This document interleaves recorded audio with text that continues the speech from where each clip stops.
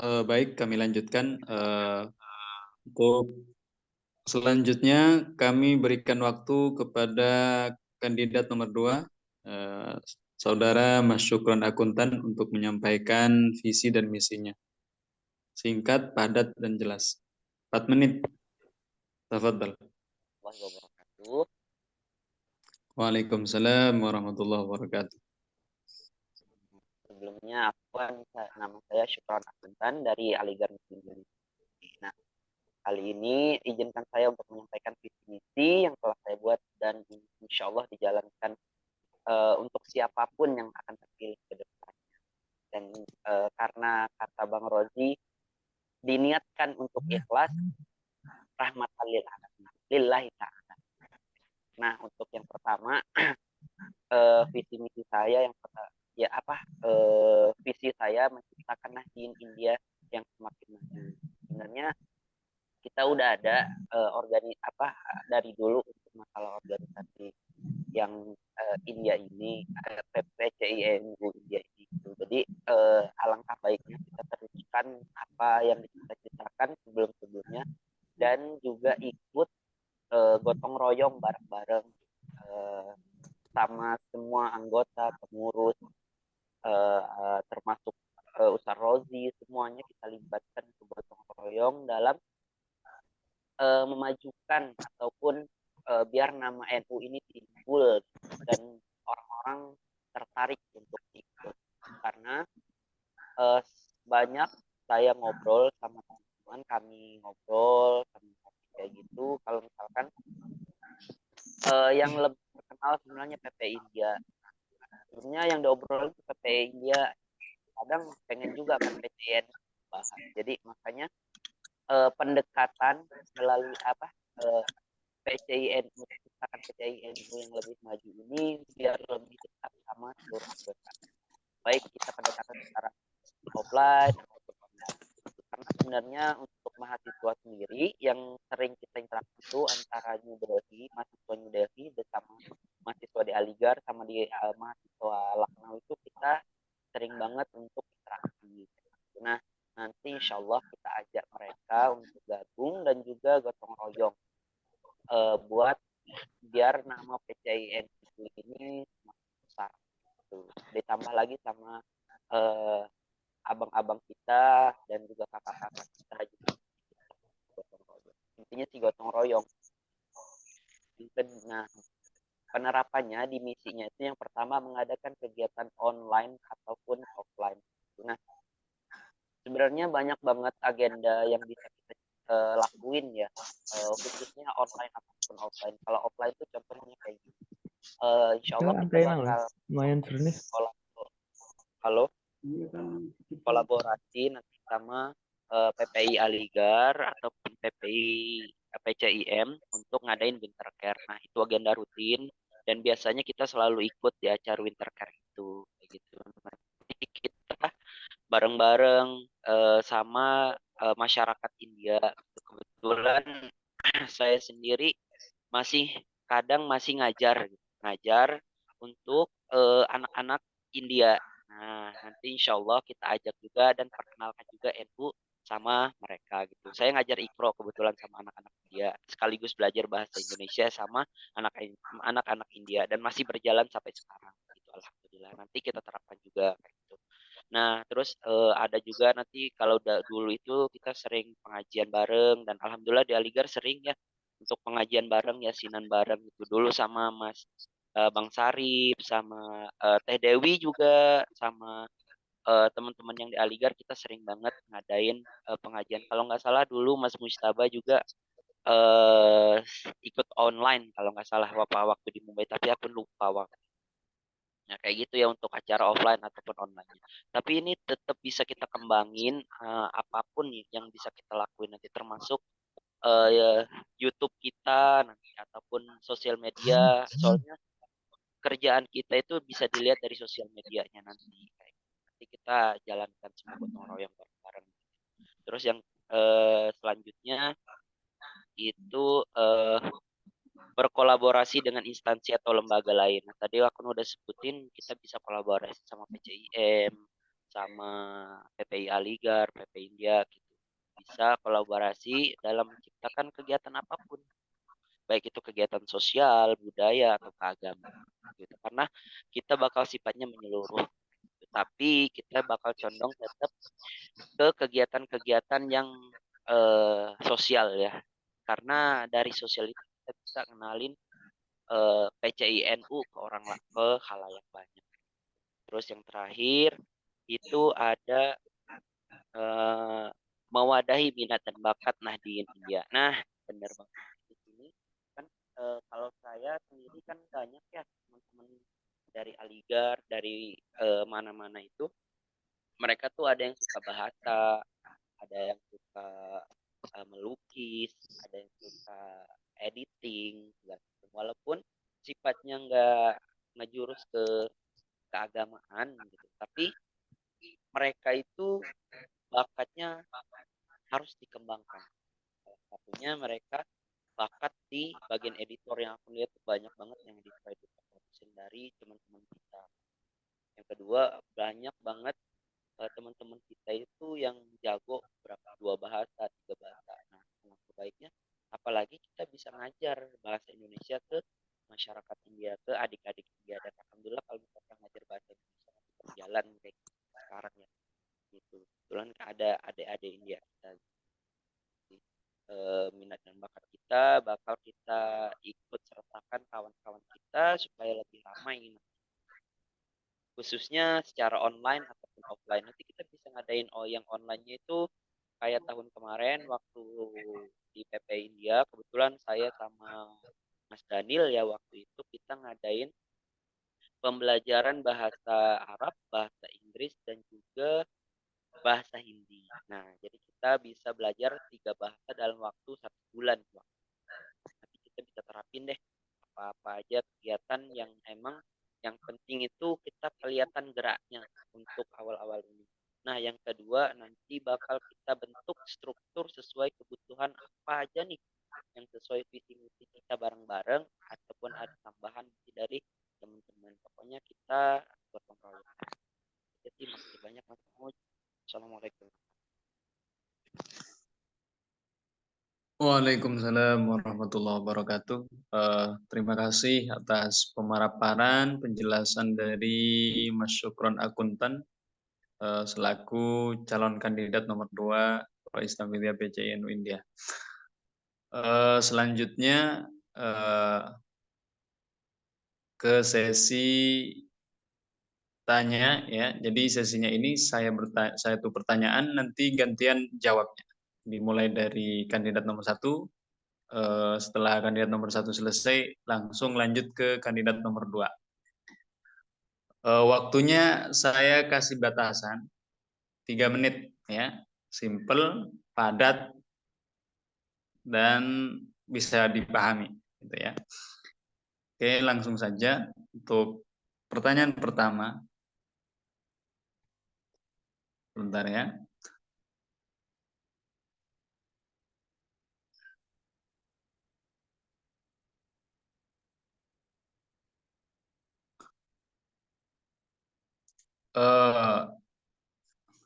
Apa langkah konkret yang akan dilakukan oleh masing-masing kandidat dalam periode masa khidmah selama 2 tahun nanti ya. Selama 2 tahun, insya Allah nanti untuk yang generasi ini harus 2 tahun gitu ya. Harus 2 tahun. Kalau 1 tahun terlalu sebentar. Apa langkah konkret yang akan dilakukan selama masa khidmah, masa pengabdian kepada PCINU selama 2 tahun ke depan? Langsung dimulai dari kandidat nomor 1. Oke, terima kasih untuk yang akan dilakukan. Pertama-tama melakukan amaliyah rutin karena target organisasi kita kan organisasi perkumpulan, jadi perlunya kita saling bertemu minimal secara online ataupun secara offline seperti itu. Nah, ini mungkin tantangan ke depan adalah mungkin kiblat untuk yang lebih banyak kan offline. Kalau dulu mungkin di Aligarh atau mungkin di Delhi. Nah, untuk ke depan ini perlu memetakan ulang apakah masih tetap di situ. Nah, tapi nanti untuk yang mungkin di luar jangkauan itu mungkin juga tetap bisa dilakukan secara virtual seperti itu. Selain itu pula, karena ini yang jadi challenge kita juga, warga NU di India ini kan sangat dikit banget. Salah satunya mungkin minat untuk belajar ataupun untuk bekerja ataupun yang lainnya di India ini kan masih kurang seperti itu. Nah, dengan pengalaman saya yang mungkin kemarin juga di SIE gitu ya, award di SIE juga sekarang di ASEAN ini juga bisa jadi promosi untuk lebih banyak kader-kader NU ini bisa untuk studi di India sehingga keluarga kita semakin banyak. Kalau keluarga kita semakin banyak, pastinya nanti ketika ingin buat kegiatan sosial untuk buat kegiatan amaliyah ini juga bisa didapatkan seperti itu. Nah, ketika setelah menjadi pengurus ataupun pasca jadi pelajar, paling tidak ini juga kita bisa uh, apa ya mempromosikan kader-kader kita ini ke di Indonesia ataupun di yang lainnya seperti itu untuk mereka bisa mewarnai. Contoh kader NU yang hari ini yang lumayan kelihatan seperti sampai di puji Pak Jokowi langsung itu kan kalau di luar negeri ya, yaitu Gus Najib yang di Singapura, bidangnya bidang IT seperti itu. Nah, harapannya di India pun seperti itu. Bukan hanya ketika berproses saja, tapi paling tidak setelah berproses ataupun setelah di India ini kira-kira mereka bisa terus eksis nggak gitu.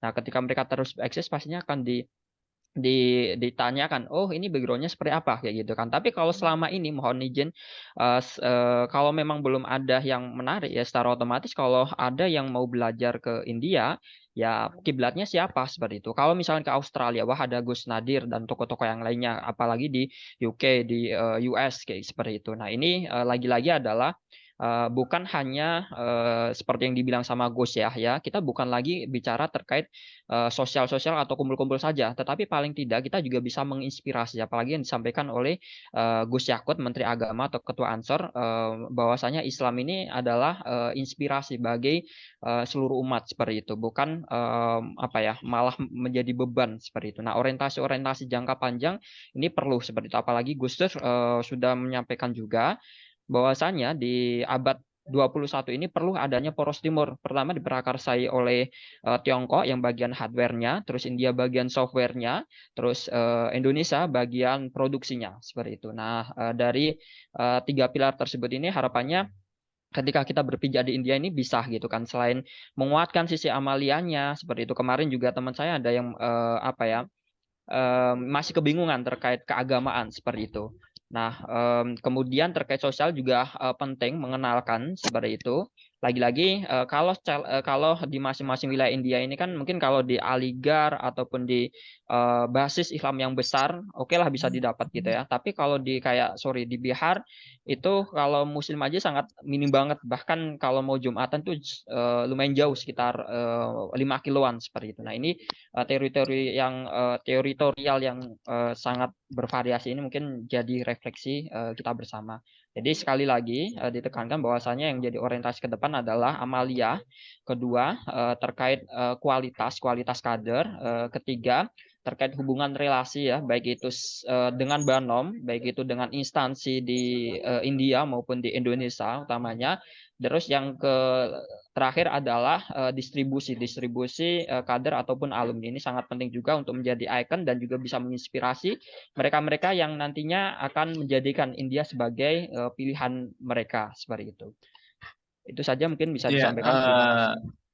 terima kasih atas tanggapan dari pertanyaan nomor 1. Kemudian dilanjutkan kandidat nomor 2, simple, padat, dan on time ya, tepat waktu. 3 menit. Langsung kami serahkan ke Mas Syukron.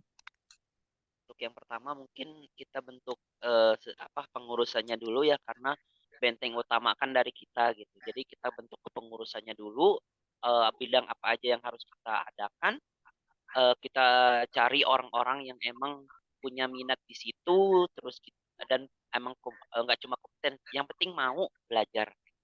Dan insya Allah yang pertama itu kita betulin kepengurusannya dulu gitu. Maksudnya kita bentuk dulu, bukan betul.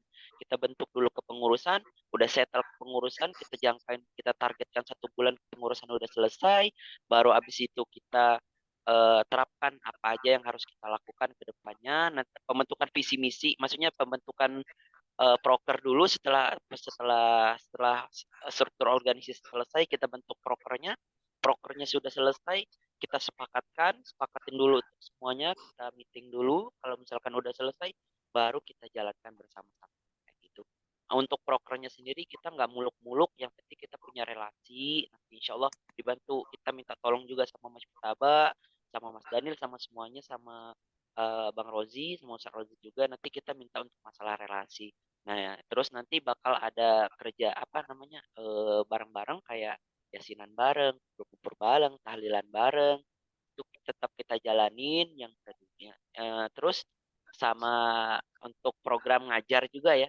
Soalnya kita belajar juga untuk ngajar di sini, terutama bahasa Indonesia, sama belajar ngaji untuk masyarakat India. Kayak gitu. Soalnya program itu terus berjalan sampai sekarang. Jadi terus kita jalankan untuk ke depannya. Nah, masalahnya sih sebenarnya bukan masalah sih. Yang topik yang paling penting nanti kita buka relasi yang banyak. Nanti kita minta bantuan sama Mas Mustafa juga. Itu sih Mas, yang penting fondasinya dulu, yaitu struktur organisasi, baru program kerja, baru selanjutnya menjalankan visi misi yang udah kami sampaikan. Terima kasih Mas. Itu aja. Ya, terima kasih atas tanggapan dari kandidat nomor 1 dan nomor 2. Jazakumullah khairan. Kemudian pertanyaan yang kedua, ini sebagai time reminder ya buat teman-teman. Jadi usahakan 3 menit pas ya, jangan sampai lebih. Karena waktu kita terbatas.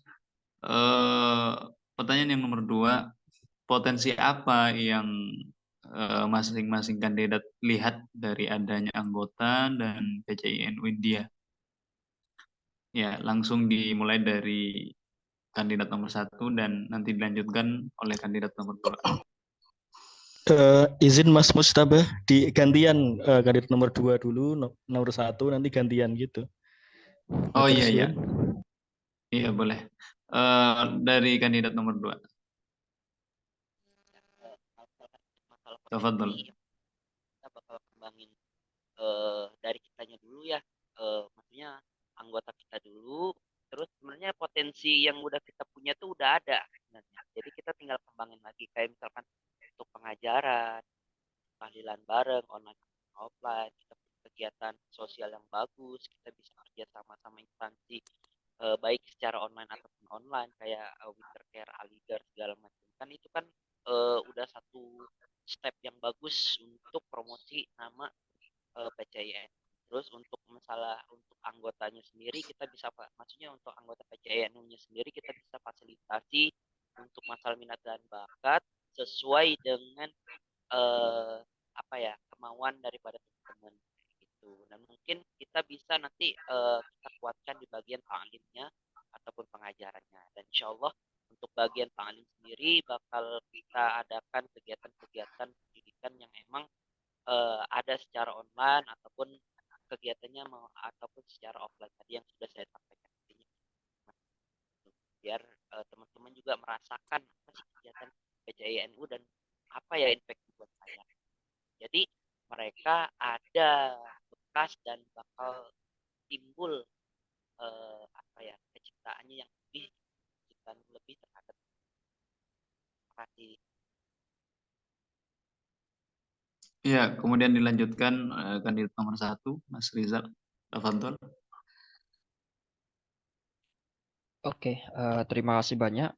Terkait potensi dari anggota kita ini sangat banyak banget ya, dari sisi kemanusiaan, terkait pengajaran, pendidikan itu sangat banyak sekali. Terutama di sini sebenarnya kalau secara istiqomah itu kan pengajaran ya. Nah, ini juga bisa dilakukan di sekeliling kita. seperti itu. Apalagi kemarin saya sharing-sharing sama Ketua PCM Muhammadiyah, dan beliau ngajak untuk kegiatan sosial bareng. Oke, bagus.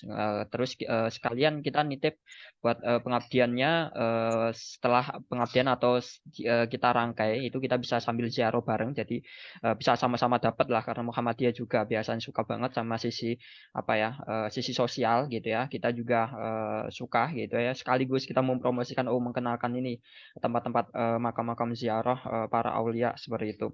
Kemudian juga sisi penelitian ini juga bisa membantu pengembangan dari sekitar kita di di India seperti itu. Kemudian dari sisi potensi kita, salah satunya ada yang ingin bisnis ya, ini juga bisa. Jadi seperti yang saya bilang tadi, bahwasanya Aswaja Ahmadiyah ini bukan hanya berfokus kepada sisi sosial saja gitu, karena NU didirikan dari sisi 3 pilar. Pertama ada Nahdlatul Wathon, gerakan cinta tanah air seperti itu. Gerakan cinta tanah air ini bisa juga terkait kegiatan sosial ya. Kemudian juga di situ ada Taswirul Afkar atau gerakan intelektual. Nah, ini sama-sama mencerdaskan, belajar bareng, sinau bareng, ngaji bareng seperti itu. Yang ingin mungkin baru tahu terkait keislaman, nah mungkin kita sama-sama pelan-pelan belajarnya terkait misalnya wudhu atau terkait akhlak, kitab Al-Tanalul Ilma, ataupun terkait misalnya sholat kayak gitu. Nah, itu yang enteng-enteng. Kemudian dari sisi Nahdlatul Tujar, yaitu diprakarsa oleh Mbah Wahab dulu, yaitu gerakan kaum saudagar. Ini juga perlu. Potensinya India ini kan sangat menarik banget dari sisi bisnis, apalagi dulu ya Islam masuk Indonesia itu dari sisi perdagangan seperti itu. Karena kita tahu sendiri ya, di India banyak orang miskin, dan lagi-lagi kalau kita ingin, sorry banget ya, diterima sama mereka, ya paling tidak kita juga harus mampu juga ya, bukan dari sisi kita sosial ngajar gitu ya, tapi ketika kita bisa memberikan sedekah ataupun bisa ngajak makan bareng gitu kan, secara otomatis kan ini juga bisa jadi nilai lebih, bukan hanya sisi sosial ataupun tenaga pikiran, tapi paling tidak kalau kita punya uang dan sebagainya juga bisa kita sedekahkan, lagi-lagi dengan kita ya kuat dalam sisi bisnis atau berwirausaha. Begitu pula tadi Taswirul Afkar, gerakan intelektual mengajar. Jadi 3 pilar itu yang nanti jadi fokus kita. Gerakan sosial di Nahdlatul Wathon, dimanapun berada, yang penting kita nilai memanusiakan manusia. Kemudian sisi Nahdlatul Tujar, sisi berwirausaha ataupun ya sedekah lah, mengajak orang makan bareng, ataupun yang nggak bisa merasakan makan enak kita ajak bareng. Kemudian dari sisi mencerdaskan kehidupan semua umat seperti itu. Terima kasih. Ya, baik. Terima kasih atas jawaban dari masing-masing kandidat. Jazakumullah khairan. Kemudian dilanjutkan dengan pertanyaan yang ketiga.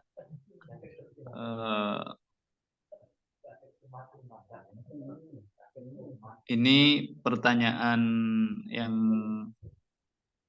nomor 3, simple, padat, dan jelas ya. 3 menit harus selesai. Apa arti sikap istiqomah dalam perjalanan nanti berkhidmah di PCNU selama 2 tahun? Langsung kepada kandidat nomor 1. Oke, istiqomah itu kan terus-menerus ya dan konsisten seperti itu. Nah, ini juga menjadi tantangan bersama, karena lagi-lagi dengan kesibukan kita, dengan hal-hal yang mungkin kita tidak terduga seperti itu, lagi-lagi kita ingat bahwasannya kalau kita mencari hidup di organisasi ataupun di perkumpulan ya, secara otomatis nggak akan maksimal lah. Paling tidak kita menghidupi organisasi, dan paling tidak semesta itu akan mendoakan kita. Tapi kalau kita hanya sesaat dan hanya musiman saja, ya mungkin kurang bisa. Apalagi kan tahu sendiri ya, Mbah Hasyim Asy'ari juga pernah bilang bahwasanya siapa yang menghidupi NU, bahwa dia akan kujadikan sebagai santriku, dan dia yang jadi santriku saya doakan sebagai husnul khotimah. Nah, ini sebagai dasar semangat di beberapa banom NU, baik itu di IPNU, IPPNU, baik itu di Ansor, di Sarbu Musi dan lainnya seperti itu ya. Nah, ini apa ya, butuh keistiqomahan seperti itu. Lagi-lagi dimanapun berada, baik itu keistiqomahan dalam berdakwah, keistiqomahan dalam belajar, keistiqomahan dalam mengajar, keistiqomahan dalam seperti Rasulullah bekerja keras gitu ya. Akhirnya apa ya, bisa mengajak orang untuk menikmati yang dulunya tidak bisa menikmati, seperti kayak Rasulullah apa ya, pernah memberikan pakaian ke anak yatim, memberikan makanan ke orang yang nggak mampu dan sebagainya seperti itu. Nah, hal-hal yang diperlukan di PCNU India ke depan ini lagi-lagi adalah kita sama-sama bergerak, bergotong royong bersama. Jikalau ada yang pintar, ada yang lebih mengetahui, maka kita belajar bareng seperti itu. Lagi-lagi kita misalnya kalau bicara terkait bisnis ya, kita bicara misalnya yang anak MBA siapa. Kalau misalnya yang bicara terkait peradaban, nah mungkin anak world literatur ataupun historical study. Kalau misalnya dengan apa ya, yang pengajaran, nah nanti bisa dari anak education dan lain sebagainya seperti itu. Nah, ini tantangan-tantangan kita bersama. Biasanya nih ya, kadang ketuanya yang lemes atau sebaliknya anggotanya yang lemes. Nah, ini saling membackup gitu ya. Kalau udah komitmen jadi ketua, paling tidak dia harus siap apa ya, jadi seret seperti itu kalau bahasa orang Jawa. Harus siap siaga gitu. Nah, sekali lagi pengurus bukan lagi minta diurusi, tapi pengurus ya ngurusi seperti itu. Dan sekali lagi barang siapa yang mengurus NU, insya Allah jadikan santrinya Bahasim, dan yang jadi santrinya Bahasim insya Allah husnul khotimah. Itu saja mungkin bisa disampaikan, dan semoga kita bisa menjadi manusia yang terus istiqomah. Wassalamualaikum warahmatullahi wabarakatuh.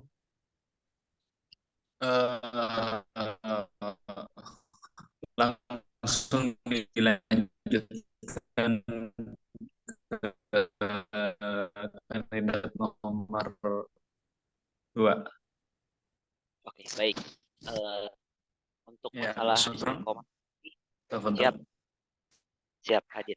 Nah, untuk masalah istiqomah sendiri mungkin kita yang sudah kami bicarakan di awal ya, sebelum pas pembacaan visi misi, yang penting itu kita gotong royong. Maka dari gotong royong udah tercipta sama-sama, terus dari gotong royong itu juga bakal timbul saling memahami, terus nanti dan juga saling mengingatkan.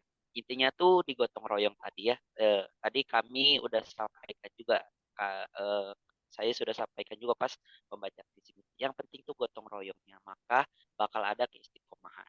Kayak gitu. Insya Allah itu sih yang penting, gotong royong sama-sama mengingatkan, saling memahami. Karena gotong royong kan banyak cabang. Nah, salah satunya dari apa yang tadi dari gotong royong itu bakal timbul istiqomah, insya Allah. Yang penting itu udah terorganisasi. Itu sih Mas Mud. Baik, terima kasih disampaikan, jazakumullah khairan. Pertanyaan yang terakhir buat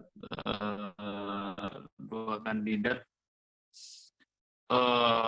bagaimana sikap jika dalam proses perjalanan khidmah atau mengabdi kepada NU ternyata dalam anggota atau pengurusnya punya beda pandangan atau beda pendapat lah, apa yang akan dilakukan oleh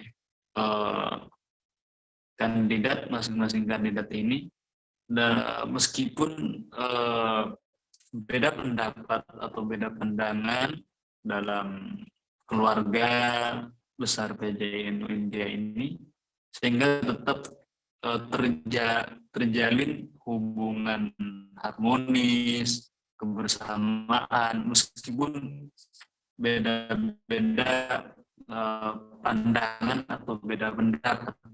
Apa yang akan dilakukan jika menghadapi tantangan di awal perjalanan atau di tengah perjalanan atau di akhir perjalanan, yang akan dilakukan? Bagaimana sikapnya?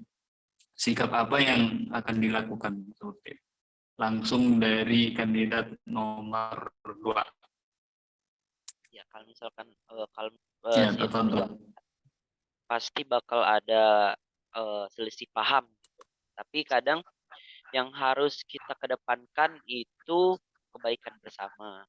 Yang kedua, kebaikan umat. kayak gitu ya, kebaikan umat intinya kayak gitu. Nah, untuk masalah selisih paham sendiri, kita bakal terus, yang penting tuh komunikasi jangan sampai lepas lah, dan juga minta nasihat sama abang-abang kita, teman-teman kita, untuk menasehati diri kita yang salah, dan juga teman kita yang emang, ataupun rekan kita ataupun anggota kita yang salah kayak gitu. Jadi minta nasihat dari orang lain sekaligus muhasabah diri sendiri. Nah, tapi jangan sampai tapi tetap sama pegangan untuk apa ya namanya?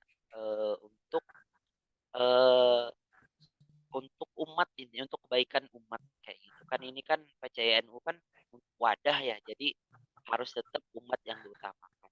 Karena ego ataupun selisih paham itu bisa jadi bumerang untuk kita sendiri. Jadi makanya harus, tapi sebenarnya itu salah satu rangkap untuk dewasa. Jadi tetap kita butuh teman-teman yang lain dalam ngambil sikap untuk nanti ke depan. Makasih Mas.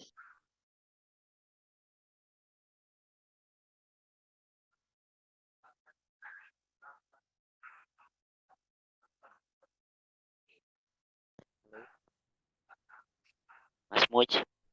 Ya, terima kasih atas respon dari kandidat nomor 2, kemudian dilanjutkan kandidat nomor 1. Oke, terima kasih. Wah, tinggal 8 menit lagi ya. Sorry, bentar. Mohon izin, saya pakai timer dulu. Oke, terima kasih. Jadi kalau ada perbedaan dalam suatu organisasi itu sebenarnya biasa dan ya jadi keberkahan lah untuk kita karena kita menjadikan banyak pandangan gitu kan. Oh, ternyata yang dari sisi orang apa ya, orang bisnis, terus orang sisi politik, orang sisi pendidikan dan sebagainya. Jadi banyak khasanah sehingga itu bisa jadi pertimbangan untuk kedepannya. Jadi lebih hati-hati seperti itu. Kalau misalnya masih ngotot-ngototan satu sama lain, ya secara otomatis kita bisa secara realistis seperti itu kan, dihitung berapa yang bagus dan berapa yang kurang bagus sehingga bisa dimusyawarahkan dengan baik apa sih solusinya seperti itu. Ya kalau misalnya nanti ada yang nggak terima ya sudah menjadi apa ya, konsekuensi seperti itu kan. Intinya pun kalau memang ada yang apa ya, marah-marahan ataupun misalnya keluar dari forum, ya nanti tugasnya kita yang pengurus inti untuk mengajak kembali seperti itu. Ya lagi-lagi ya biasalah terkait pandangan-pandangan tersebut gitu. Misalnya ada yang suka ziarah, terus ada yang sisi sosial. Nah, dari situ ya kita bisa ngagendakan dua-duanya gitu kan di beberapa apa ya, di mereka dijadikan PIC ataupun penanggung jawab masing-masing seperti itu. Selain itu pula agar mereka bisa tetap aktif dan merasa tidak di apa namanya, dianaktirikan seperti itu ya. Ya kita kasih mereka bagian tanggung jawab masing-masing sehingga mereka merasa bahwasanya wah, saya dianggap nih di pengurus. Tapi kalau misalnya yang dikasih job itu saja ya secara otomatis siapa yang mungkin kalau niatnya pengen di organisasi mengabdi tapi ternyata nggak dipakai tenaganya. Lagi-lagi itu dimanapun ketika dikasih tanggung jawab ataupun dikasih kesempatan, insya Allah mereka akan lebih semangat dalam berproses. Kalau misalnya ada perbedaan, ya tinggal mana dimusyawarahkan dan kalau memang ada yang pendapatnya tidak dipakai, ya lama-kelamaan ini akan menjadi proses kedewasaan untuk kita semua dalam berorganisasi dan juga dalam bermasyarakat. Itu terima kasih.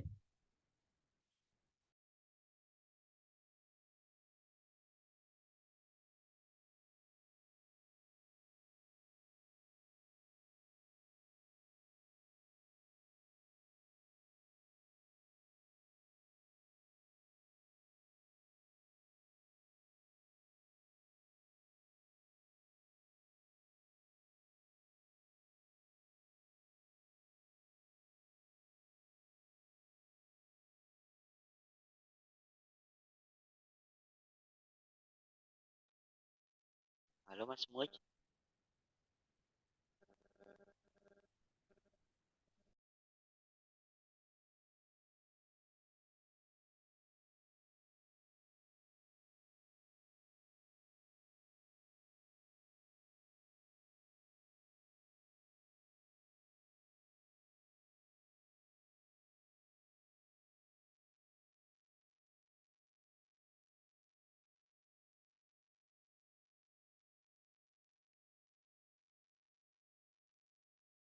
Ya, Teh Dewi.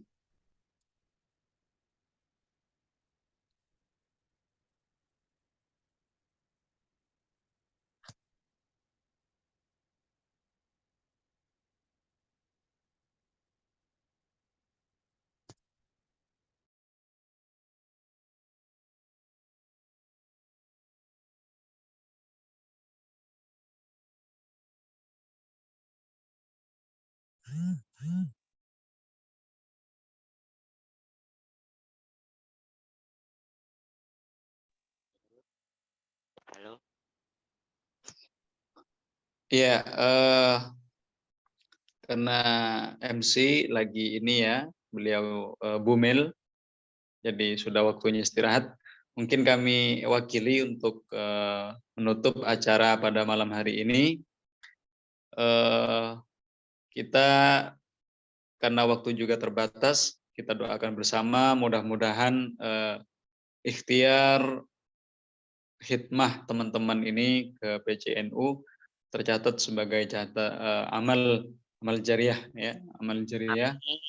Mungkin ada satu pesan yang ingin kami sampaikan, dauh daripada muassis Jamiah Nahdlatul Ulama Hadratul Syekh Kiai Haji Hasyim Asy'ari. Beliau pernah dauh, siapapun yang mengurus NU saya anggap santri saya dan saya doakan beserta anak cucunya menjadi orang yang husnul khatimah. Mungkin itu insya Allah teman-teman, kalau kita khidmah ikhlas pasti Allah kasih banyak kebaikan dari berbagai sisi. Baik yang jadi ketua ataupun enggak, semuanya pasti dapat keberkahan. Yang penting teman-teman ikhlas, giat, itu kuncinya.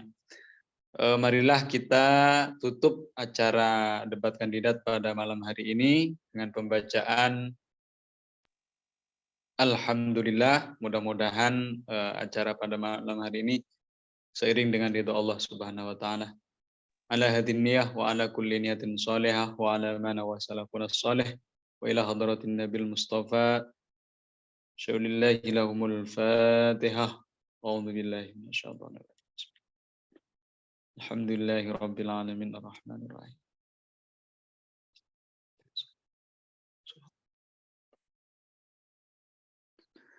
Mungkin hanya itu acara pada malam hari ini, kurang lebihnya mohon maaf. Disampaikan, terima kasih, jazakumullahu khairan. Wassalamualaikum warahmatullahi wabarakatuh.